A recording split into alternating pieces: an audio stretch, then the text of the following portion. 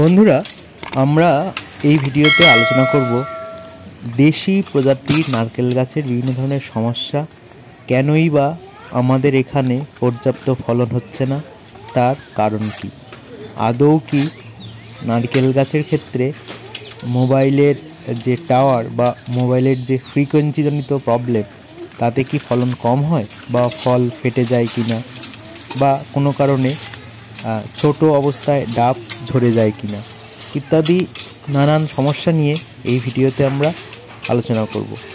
বন্ধুরা, এই প্রসঙ্গে বলে রাখি, আপনাদের একটা ক্লিয়ার মেসেজ যে আপনারা যদি ভিডিওটি প্রথম থেকে শেষ পর্যন্ত শোনেন, তাহলে দেশি নারকেল গাছের ফলন সংক্রান্ত বা দেশি নারকেল গাছে কেন ফলন আসছে না, ফল কেন থাকছে না, কচি ডাব কেন ঝরে যাচ্ছে ইত্যাদি পুঙ্খানুপুঙ্খ বিষয়ে আপনারা সঠিক এবং সুনির্দিষ্ট তথ্য ঠিক পেয়ে যাবেন।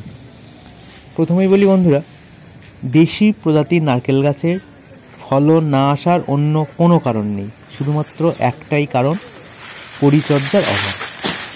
আমিও আমার বাগানে দেখুন, সব মিলিয়ে ছোট বড় মিলে 17টি নারকেল গাছ আছে, ফলন একদমই কম। এর মূল কারণ হলো সম্পূর্ণভাবে পরিচর্যা না করা।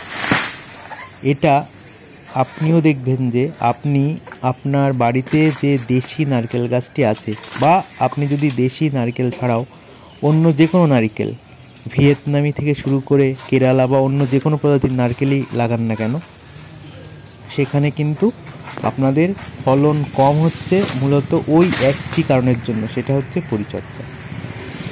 বর্তমান সময়ে বদলে যাওয়া প্রতিকূল প্রাকৃতিক পরিস্থিতিতে কোনো গাছেই পর্যাপ্ত ফলন ছাড়া, পর্যাপ্ত পরিচর্যা ছাড়া ফলন সম্ভব নয়।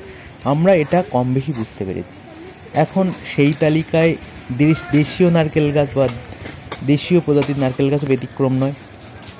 বন্ধুরা, কি করতে হবে এই জন্য?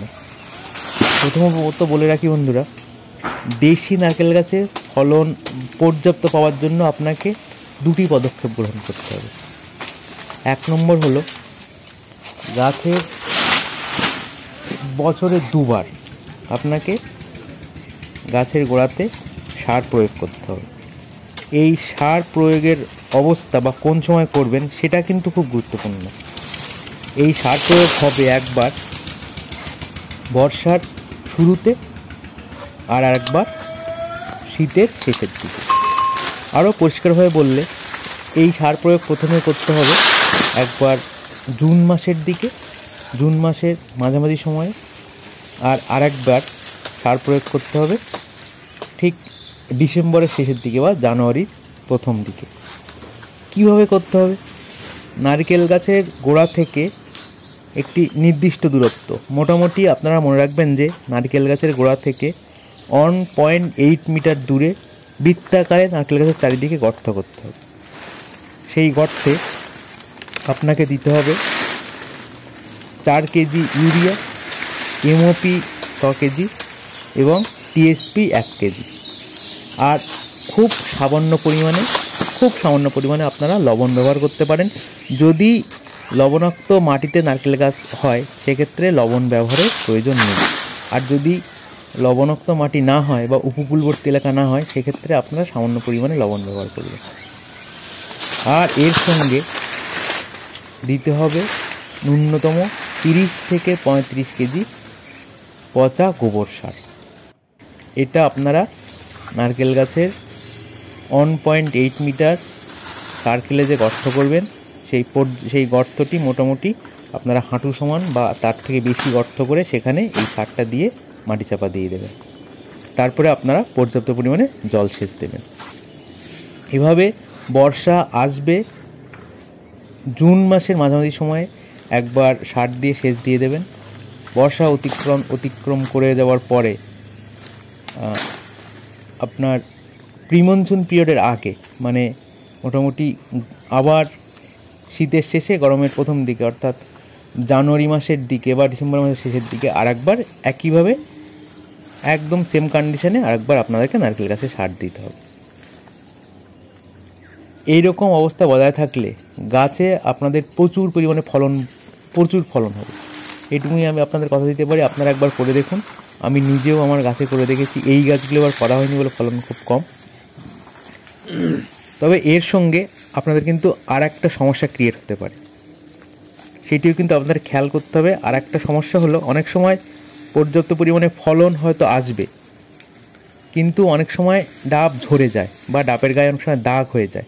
ছোট অবস্থায় ডাব ঝরে যাচ্ছে বা ডাবের গায়ে দাগ হয়ে যাচ্ছে, আমরা অনেক সময় বলে থাকি এটা মনে হয় প্রচুর পরিমাণে মোবাইল ইউজ করছি, মোবাইলের এই ফ্রিকোয়েন্সি বা ওয়েভ বা মোবাইল টাওয়ারের জন্য মনে হয় এই ধরনের সমস্যা তৈরি হচ্ছে। কিন্তু বন্ধুরা, এটা সম্পূর্ণ ভুল ধারণা।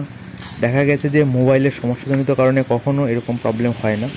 মূলত গাছে ছোট অবস্থায় ডাব ঝরে যাওয়ার মূল কারণ হচ্ছে মাটিতে পটাশিয়ামের অভাব। পটাশিয়াম ও নাইট্রোজেন যদি নির্দিষ্ট পরিমাণে মাটিতে থাকে তাহলে কিন্তু গাছে ডাব ঝরে যাবে। সেক্ষেত্রে যদি এরকম সমস্যা কারো দেখা দেয়, তাহলে আপনারা নির্দিষ্ট সময় পর পর মাটিতে নারকেল গাছের গোড়ায় পটাশিয়াম ও নাইট্রোজেন মিশ্রিত সার ব্যবহার করবেন। মূলত পটাশিয়াম সার, তার সঙ্গে নাইট্রোজেন সার ব্যবহার করবেন। করলে কিন্তু এই ধরনের সমস্যা একদম নির্মূল হয়ে যাবে। শুধু যে গাছে ফলন হচ্ছে না, অনেকে আপনারা বলেন যে আপনাদের গাছে প্রচুর ফলন হচ্ছে কিন্তু ডাব ঝরে যাচ্ছে, বা অনেক সময় এরকম সমস্যা হয় যে ডাব সুন্দরভাবে গাছে রয়েছে কিন্তু ভিতরে ফেটে গিয়ে জল নেই, নষ্ট হয়ে গেছে।